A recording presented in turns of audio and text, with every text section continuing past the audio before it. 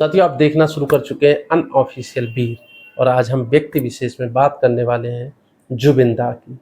कौन जुबिन दा, यही तो जानना है इस वीडियो में। चलिए शुरू करते हैं। पूर्वोत्तर भारत के सांस्कृतिक परिदृश्य में अगर किसी एक नाम ने भाषा, संगीत और अस्मिता को जोड़ने का काम किया तो वह नाम था जुबिन गर्ग, जिन्हें पूरा असम प्यार से जुबिन-दा कहता था। उनका जीवन और कैरियर सिर्फ गीतों की सफलता की कहानी नहीं है, बल्कि एक ऐसे कलाकार की गाथा है जिसने सीमाओं को तोड़ते हुए अपनी जमीन और जड़ों को सशक्त की। जुबिन गर्ग का जन्म 18 नवंबर 1972 को मेघालय के तुरा में हुआ। बचपन से ही घर में संगीत का माहौल था। पिता मुकुटबीर ठाकुर कवि और गीतकार, माँ आइता बोर ठाकुर गायिका। यही पारिवारिक विरासत आगे चलकर उनकी पहचान बनी। उन्होंने 1990 के दशक में असमिया एल्बम अनामिका से अपने कैरियर की शुरुआत की। असमिया श्रोताओं ने उन्हें हाथों हाथ लिया और जल्द ही वे पूर्वोत्तर के सबसे लोकप्रिय युवा कलाकार बन गए। लेकिन जुबिन का सफर सिर्फ क्षेत्रीय नहीं रहा।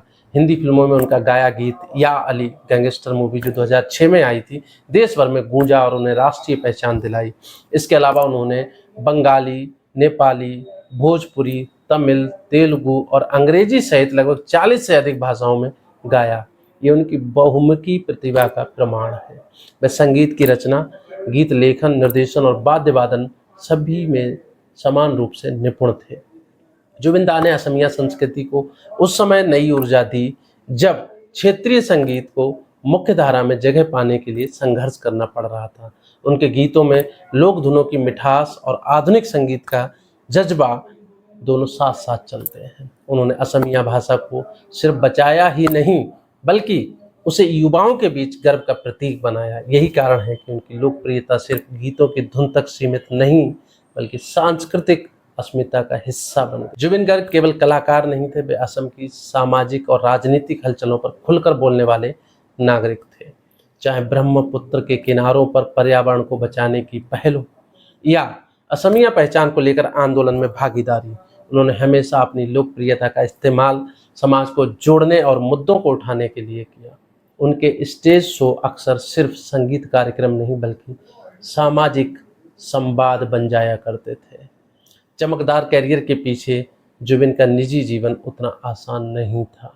वे अवसाद और स्वास्थ्य संबंधी चुनौतियों से भी जूझते रहे। कई बार उन्होंने सार्वजनिक रूप से स्वीकार किया कि लगातार काम और शोहरत का दबाव मानसिक थकान लाता है। इसके बावजूद उन्होंने खुद को संभाला और हर बार संगीत को अपनी ताकत बनाया। यही संघर्ष उन्हें प्रशंसकों के और करीब लाता है, क्योंकि उनकी आवाज़ में सिर्फ सुर नहीं, जीवन की सच्चाई भी झलकती थी। 19 सितंबर 2025 को सिंगापुर में स्कूबा डाइविंग के दौरान डूबने से उनका निधन हो गया। ये खबर न केवल असम बल्कि पूरे देश के लिए सदमे की तरह थी। गुवाहाटी से दिल्ली तक लाखों लोग शोक में डूब गए।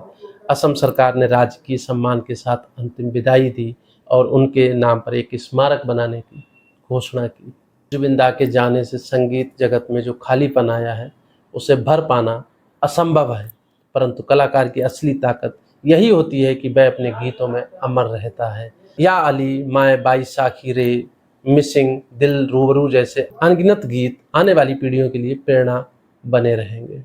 जुबिन गर्ग सिर्फ एक गायक नहीं थे, वे एक आंदोलन थे, संगीत, भाषा और आत्म पहचान का। उन्होंने साबित किया कि क्षेत्रीयता और वैश्विकता में कोई विरोध नहीं। असमिया मिट्टी की खुशबू से भरी उनकी आवाज़ ने पूरी दुनिया को छुआ। उनकी असमय विदाई हमें याद दिलाती है कि कला का असली सम्मान तभी है जब हम कलाकारों को उनके जीवन काल में समझें, सराहें और उनसे सीखें। जुबिन-दा भले ही शारीरिक रूप से अब हमारे बीच नहीं है, लेकिन उनका संगीत आने वाली पीढ़ियों में असम और भारत दोनों की धड़कनों में हमेशा जीवित रहेगा। अलविदा जुबिन-दा। साथियों, वीडियो आपको कैसा लगा कमेंट करके ज़रूर बताइए। बहुत जल्द मिलते एक नई वीडियो के साथ। धन्यवाद।